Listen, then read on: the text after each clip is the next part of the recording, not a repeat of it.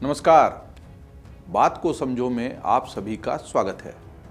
अगर हम तपती धूप में घूम रहे हों और कोई ठंडा बढ़िया मीठा पानी पिला दे तो अच्छा लगता है। अगर हम रेगिस्तान में हों और कोई पानी का स्रोत दिख जाए तो अच्छा लगता है। ऐसा ही अच्छा हमें तब भी लगता है जब देश की राजनीति में बयानों में जहर घुल गया हो, बयानों का स्तर नीचे गिर गया हो, एक दूसरे पर वार करने का, कटाक्ष करने का, आरोप लगाने का कोई मौका न छोड़ा जा रहा हो। और ऐसे में अगर विपक्ष के नेता भी देश के साथ सुर मिला लें, देश के बारे में बात करें तो अच्छा लगता है। यह आप समझ गए होंगे कि आज किस बात को समझाने की हम कोशिश कर रहे हैं। हम राजनीति के बुरे पक्ष को, स्याह पक्ष को लगातार उजागर करते हैं। पत्रकारिता में होता भी यह है कि कोई बुरी बात होती है, कोई ख़राब बात होती है तो हम लगातार उसको प्रचारित करते हैं, प्रसारित करते। फलाने नेता ने यह कह दिया, उसने ख़राब कह दिया, तेज प्रताप ने कोई फ़ोटो लगा दिया, कोई विजय शाह ने बयान दिया, और ये सब ऐसी बातें हैं जो नकारात्मक होती है लेकिन बतानी ज़रूरी होती है। और हम उस तरफ ही पहले दौड़ते हैं क्योंकि वो ज़्यादा देखी सुनी पड़ी जाती है, उसको उजागर भी किया जाना चाहिए और टीआरपी का मसला तो खैर होता ही है। लेकिन ऐसे में जब कुछ अच्छा काम होता है, अच्छी बात होती है, तो हम उस तरीके से प्रमुखता उसको नहीं देते हैं।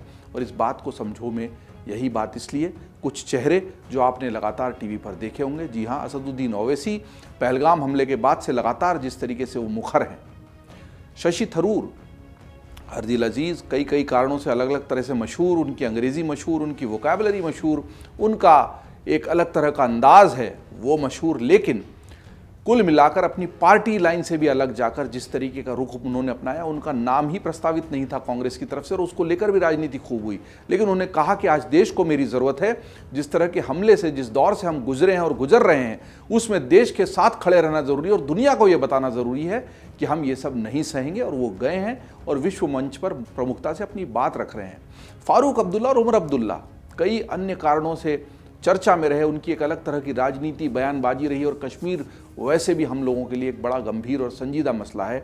लेकिन इन दोनों पिता पुत्र के भी जो बयान आ रहे हैं, उमर अब्दुल्ला तो खैर मुख्यमंत्री हैं, लेकिन जिस तरीके से देश के साथ खड़े होकर बयान दिए, पहलगाम हमले के बाद भी जिस तरह के बयान दिए, यहाँ तक कि खुद वहीं उनके राज्य में उनके विपक्ष से महबूबा मुफ्ती ने बहुत अलग अलग तरह के उन पर आरोप लगाए और उन्होंने स्पष्ट कहा कि महबूबा मुफ्ती तो पाकिस्तान के लिए बात कर रही हैं, हमें देश के लिए बात करनी है। और फिर ताज़ा बयान में तो उमर अब्दुल्ला और फारूक अब्दुल्ला ने यह भी कह दिया कि अब सब कुछ ठीक है, कश्मीर आपका इंतज़ार कर रहा है। भोलेनाथ बाबा यानी अमरनाथ यात्रा का जिक्र उन्होंने कहा कि वो आपका इंतज़ार कर रही है और आप ज़रूर आइए।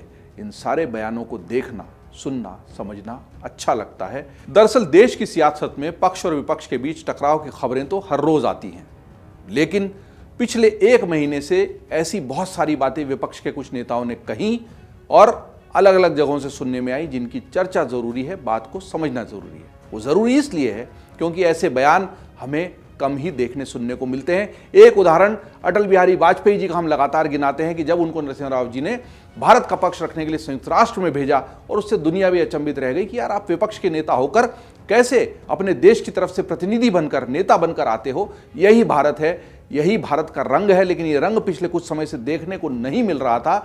लेकिन पहलगाम हमले के बाद जो कुछ बुरा हुआ, लोगों की जानें गई, ऑपरेशन सिंदूर हमें करना पड़ा मजबूरी में, लेकिन अच्छी बात ये रही कि उसी राजनीति के बैटन को थामकर कुछ नेता आगे बढ़ते हुए दिखाई दे रहे हैं। अटल बिहारी वाजपेयी एकमात्र अपवाद बनकर नहीं रहे हैं, नए नए चेहरे हमें सामने दिखाई दे रहे हैं। और इस सूची में जो सबसे ज़्यादा चर्चित चेहरे हैं उनमें हैदराबाद के सांसद और AIMIM के नेता असदुद्दीन ओवैसी का नाम प्रमुखता से लिया जाता है। साथ ही कांग्रेस के सांसद शशि थरूर, जम्मू कश्मीर के मुख्यमंत्री उमर अब्दुल्ला शामिल हैं। इनके अलावा भारत द्वारा पाकिस्तान की पोल खोलने के लिए भेजे गए सांसदों के प्रतिनिधि मंडल में शामिल सत्ता पक्ष के साथ साथ विपक्ष के भी तमाम नेता जिस मजबूती से, जिस मुखरता से भारत का पक्ष रख रहे हैं, वो हमें सुकून देता है, अच्छा लगता है। क्योंकि अक्सर वो तस्वीरें हमने देखी कि विपक्ष के बड़े नेता, वो अब नेता प्रतिपक्ष भी हैं, विदेश में जाकर लगातार भारत की बुराई करते हैं, भारत की कमियां और खामियां गिनाते हैं।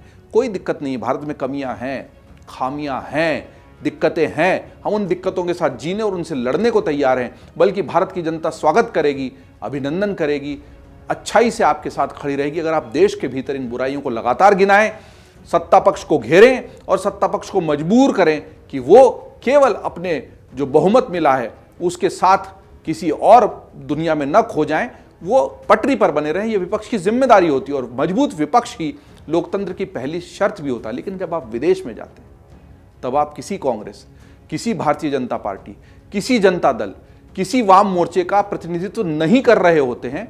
आप भारत का, भारत देश का, भारत राष्ट्र का प्रतिनिधित्व कर रहे होते हैं। इतनी छोटी बात अगर ध्यान में रह जाए तो शायद हम और बेहतर तरीके से दुनिया के सामने अपनी बात को रखेंगे और मजबूती से एक राष्ट्र के रूप में उभर कर आएंगे। इसी वजह से ओवैसी के बयानों की पाकिस्तान तक में चर्चा हो रही है। पहलगाम में हुए आतंकी हमले और उसके बाद भारत द्वारा चलाए गए ऑपरेशन सिंदूर के दौरान हमारे देश के कई नेताओं ने दलगत राजनीति से ऊपर उठकर जिस तरह से देश का पक्ष रखा है, उसकी सराहना होनी ही चाहिए। इस कड़ी में जिस नेता की सबसे ज़्यादा चर्चा है, जो मैं कह भी रहा हूं लगातार, असदुद्दीन ओवैसी, उन्हीं के कुछ बयानों से करते हैं। ओवैसी भाजपा सांसद बैजयंत पांडा के नेतृत्व में बने प्रतिनिधिमंडल के साथ कुवैत रवाना हो गए हैं। यहां उन्होंने पाकिस्तान को जमकर लताड़ लगाई। हालांकि उनकी तरफ से पड़ोसी देश पर तंज का सिलसिला नया नहीं है, वो हमेशा पाकिस्तान को लेकर इसी तरह से हमलावर रहे हैं। लेकिन जम्मू कश्मीर के पहलगाम में हमले के बाद से ही विपक्ष के इस नेता ने, यानी असदुद्दीन ओवैसी ने, पाकिस्तान और उसकी तरफ से फैलाए जा रहे आतंकवाद को आड़े हाथों लिया है। 22 अप्रैल को हुए आतंकी हमले के बाद ओवैसी ने इसे कायरतापूर्ण हमला बताते हुए कहा कि यह इंसानियत के खिलाफ है। उनका कहना था कि देश के लिए यह बर्बरता एक गंभीर चेतावनी है और सरकार को इसका मुंहतोड़ जवाब देना चाहिए। उन्होंने कहा, यह तो दरिंदगी है, ये घटना बहुत ही दर्दनाक थी। इस घटना से सबसे बड़ा नुकसान कश्मीर के लोगों को हो रहा है, क्योंकि यहां से पर्यटक चले गए। हम चाहते हैं कि हमारी सरकार इसका करारा जवाब दे। यही हमने सर्वदलीय बैठक में भी कहा। इसी तरह 27 अप्रैल 2025 को ओवैसी ने कहा कि पाकिस्तान भारत से आधा घंटा नहीं बल्कि आधी सदी पीछे है और उनके इस तरह के तंज जो हैं वो चर्चा में रहते हैं। इसी तरह भारत पाकिस्तान तनाव के बीच जब अंतर्राष्ट्रीय मुद्रा कोष यानी IMF यानी इंटरनेशनल मॉनिटरी फंड ने पाकिस्तान को बेल आउट पैकेज दे दिया तो ओवैसी ने कहा, भीख मंगे हैं ये लोग, यकीन मानो ऑफिशियल भीख मंगे हैं पाकिस्तानी। IMF से लोन ले रहे जाके $1 बिलियन का।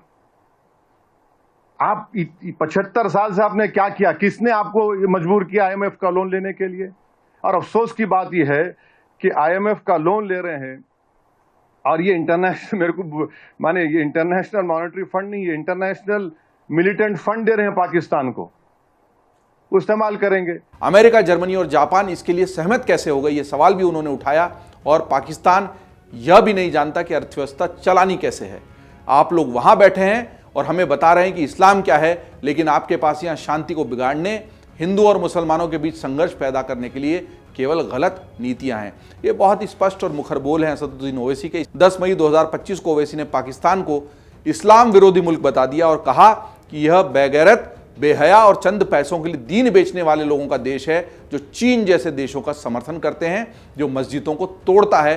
चीन ऐसा देश है जो मस्जिदों को दरअसल तोड़ता है। उस तरफ इशारा ओवैसी का था। अब आप देखिए, ये USA है, जर्मनी है, जापान है, ये कैसा है लोग इसको अग्री कर रहे हैं, जबकि हमारे जमीन पर, हमारे घरों पर, हमारे सिपाहियों पर हमले हो रहे हैं और इनको 1 बिलियन क्या है का लोन मिला रहा है। तुम हुकूमत, तुम चलाना तो दूर की बात, तुमको इकोनॉमी चलाना नहीं आता तुम्हारा। इसी तरह पाकिस्तान के सेना प्रमुख फील्ड मार्शल जो अब हो गए आसिम मुनीर, उन्होंने जब पाकिस्तान के प्रधानमंत्री शहबाज शरीफ को अपनी जीत का दावा करने वाली फर्जी तस्वीर भेंट की तो ओवैसी ने ही सबसे पहले मुखरता से इस पर हमला किया। उन्होंने कहा कि ये बेवकूफ़ जोकर्स हैं। जी हाँ, जोकर्स कहा असदुद्दीन ओवैसी ने पाकिस्तानियों को, और ये भारत से मुकाबला करना चाहते हैं। पाकिस्तान यही सब कर सकता है, नकल करने के लिए भी अकल चाहिए, उनके पास अकल भी नहीं है। दरअसल जो भेंट की गई तस्वीर थी वो 2019 के चीन के सेना अभ्यास की थी, जिसमें भारत पर हमला करने की बात बताकर भेंट किया गया था, तो गलत तस्वीर भेंट कर दी और इस पर भी तगड़ा तंज असदुद्दीन ओवैसी ने किया। हम असदुद्दीन ओवैसी के इन सब बयानों को सुनते हैं। Now this is what Pakistan indulges in. They cannot even give a proper photograph. तो हम बचपने में हम स्कूल में सुनते थे कि अक्सर स्कूल में क्या होता था कि हम अच्छे पढ़ने वाले बच्चे के बाजू पे बैठता था। तो नकल करने के लिए अकल भी चाहिए, इन नालायकों को अकल भी नहीं है। So you just imagine that your own country's prime minister, president, speaker of national assembly is there. Your so-called Mr. Field Marshal is there, and the Field Marshal gives a photograph of a Pakistani Chinese drill of PHL-03 in 2019.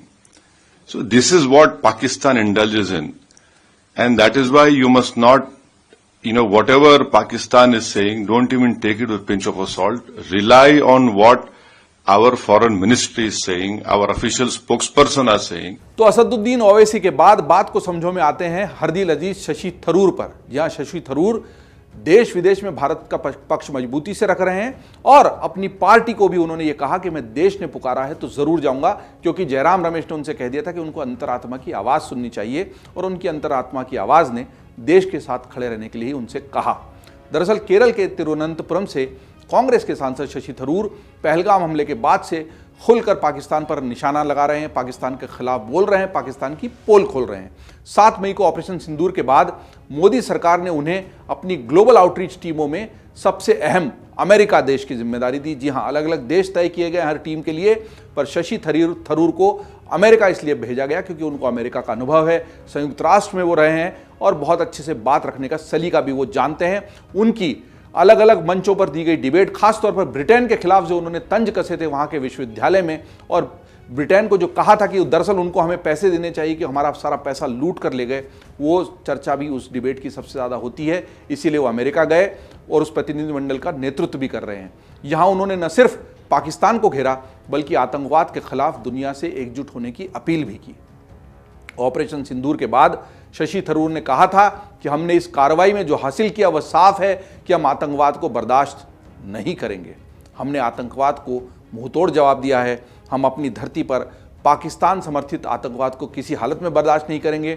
हम एक ऐसा संदेश भेज रहे हैं कि आप जितना अधिक करेंगे हम आपके पीछे आ रहे हैं। ये एक बहुत ही शक्तिशाली संदेश है।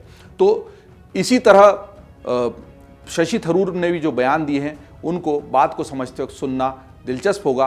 ये अलग अलग बयान हैं। हमारी कोशिश है कि इस वीडियो में उन बयानों को एक जगह रखा जाए ताकि हमें पता लगे कैसे शशि थरूर भारत में और भारत के बाहर जाकर भी अपने इन बयानों से सभी का दिल जीत रहे हैं, क्योंकि वो पार्टी की नहीं देश की बात कर रहे हैं। जब पार्टी की बात करना जरूरी होता है तो ये पार्टी की भी बात करते हैं। Conventional means they're willing to get it through terrorism. That is not acceptable to us, and that's really the message that we are here to give all of us, all of you in this country and elsewhere. We are determined now that there's got to be a new bottom line to this. We have tried everything, international dossiers, complaints to sanctions committee, diplomacy, even this joint investigation attempt, everything has been tried.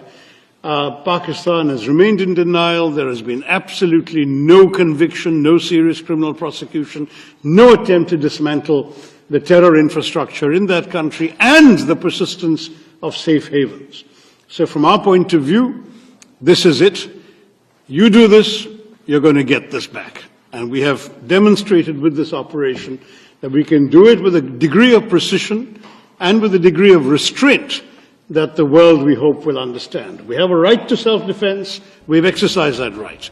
Shashi Tharoor के इन बयानों के बीच बहुत महत्वपूर्ण बयान वो भी है जिस पर ज्यादा गौर किया जाना चाहिए कि उन्होंने अमेरिका के राष्ट्रपति डोनाल्ड ट्रंप को भी आड़े हाथों लिया। जी हां, इस पूरे मामले में डोनाल्ड ट्रंप की भूमिका चर्चा में रही। जिस तरीके से उन्होंने मध्यस्थ बनने का जबरदस्ती दावा किया, घुसे चले आए, मान न मान मैं तेरा मेहमान वाली उनकी जो अदाएं थी, उस पर भी उन्होंने कहा कि ट्रंप ने जो दावा किया वो भारत के लिए निराशाजनक है।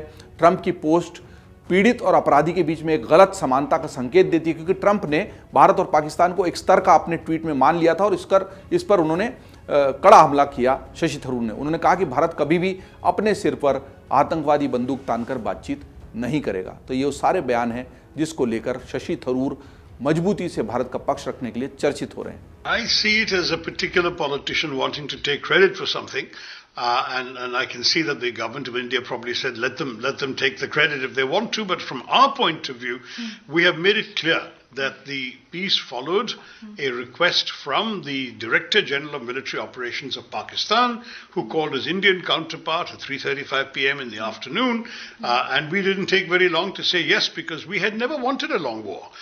We had made it very clear on the 7th of May that what we had done was to strike terrorist targets in reprisal for Pahalgam, and the last thing we wanted was to see that as the beginning of a long protracted conflict. So we had said at every stage, we have done our thing, we have sent a message. Now if you react, we will react. If you hit us, we'll hit you back. तो असदुद्दीन ओवैसी और शशि थरूर की ही तरह जम्मू कश्मीर के मुख्यमंत्री उमर अब्दुल्ला भी अपने बयानों से चर्चा में हैं। पहलगाम हमले के बाद का उमर अब्दुल्ला का ट्वीट हो या ऑपरेशन सिंदूर के दौरान और उसके बाद के उनके बयान, सभी में उन्होंने केंद्र के साथ मिलकर काम करने की प्रतिबद्धता दिखाई है।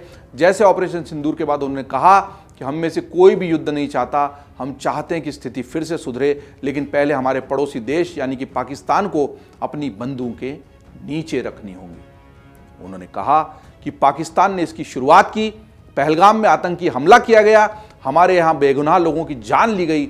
हमले के बाद सरकार ने कहा था कि इसका जवाब हम देंगे, अब जवाब सही जगह दिया गया है। हमारे 26 बेगुनाह लोग जिस तरह उनको मारा गया वो हम अभी भूले नहीं। उसी वक्त मरकजी हुकूमत ने कहा था कि इसका हम जवाब दे देंगे और अपने तरीके से दे देंगे। जवाब देने का तरीका यही था कि पाकिस्तान में कोई सिविलियन या कोई मिलिट्री जगह नहीं, सिर्फ वो जगह जो सब लोग जानते हैं, वहाँ यही इदारे काम करते हैं जिन्होंने पिछले 30-35 साल जम्मू कश्मीर में तबाही और बर्बादी फैलाई है, उन्हें निशाना बनाया गया, उसके अलावा कुछ नहीं। अब पहलगाम में पर्यटकों को फिर वापस आने की अपील भी उमर अब्दुल्ला कर रहे हैं। उनके कैबिनेट की जो अभी बैठक हुई है हाल में ताज़ा, वो भी पहलगाम में हुई है और ये संदेश देने की कोशिश की गई कि पहलगाम में सब कुछ ठीक है। पहलगाम की बैठक एक प्रतीक के रूप में की गई उमर अब्दुल्ला द्वारा। तो ये हम देखते हैं कि किस तरीके से कुछ नेता दलगत राजनीति से, पार्टी लाइन से ऊपर उठकर देश के साथ खड़े हैं। सबसे ज़रूरी यही है कि किसी व्यक्ति का विरोध, किसी पार्टी का विरोध देश का विरोध न बन जाए। कोई भी एक व्यक्ति देश नहीं हो सकता, राष्ट्र नहीं हो सकता। राष्ट्र हम सब 140 करोड़ लोगों का है, उसमें जो व्यवस्था है उसके तहत हम अपने प्रतिनिधि चुन रहे हैं। किसी को सरकार में बैठने का बहुमत मिला है और किसी ने चूंकि उतने वोट हासिल नहीं किए हैं, उतनी सीटें हासिल नहीं की हैं, तो वो विपक्ष में बैठा है। दोनों की अपनी भूमिका है, ये हम सब ने मिलकर ही तय किया है। किसी को भी वोट दिया हो, देश की व्यवस्था के अनुसार ही लोकतंत्र चल रहा है। लेकिन जब बात देश पर आएगी, हम सरकार की नीतियों से असहमत हो सकते हैं, सरकार के कार्यकलापों की आलोचना और निंदा करने का हमको पूरा हक है, लेकिन जब देश से उठकर कोई बात करता है तो हम सब के दिल में भी भारतीयता उसी तरह से हिलोरे लेती है जिस तरीके से ये सारे लोग बाहर जाकर भी देश के बारे में बात कर रहे हैं। ये भावना बनी रहे, ये भाव बना रहे, क्योंकि हमारी जो चुनौतियां हैं, खास तौर पर ऑपरेशन सिंदूर के दौरान जो हमने देखा कि हमारा दुश्मन अकेला नहीं है। चीन और तुर्की जैसे देशों ने जिस तरह का समर्थन उसको किया, हथियार दिए, दरअसल वो छद्म लड़ाई थी, पाकिस्तान के कंधे पर रखकर बंदूक चलाई थी इन बड़े देशों ने, और ये पूरा षड्यंत्र था भारत को दिखाने, नीचा गिराने का। भारत ने अपनी क्षमता साबित की, इस षड्यंत्र से सफलतापूर्वक बाहर निकल गया, और इस षड्यंत्र को विश्व मंच पर उजागर करने के लिए अगर विपक्षी नेता भी उतनी ही मजबूती से सुर मिला रहे हैं तो ये भारत के लिए बहुत ही शुभ संकेत है। इस तरह के शुभ संकेत बने रहें, इसी कामना के साथ बाकी खबरों के लिए आप देखते रहिए अमरउजाला.com। अगर आप ये वीडियो YouTube पर देख रहे हैं तो हमारे चैनल को सब्सक्राइब कर बेल आइकन दबाएं, और Facebook पर देख रहे हैं तो हमारे पेज को लाइक करें।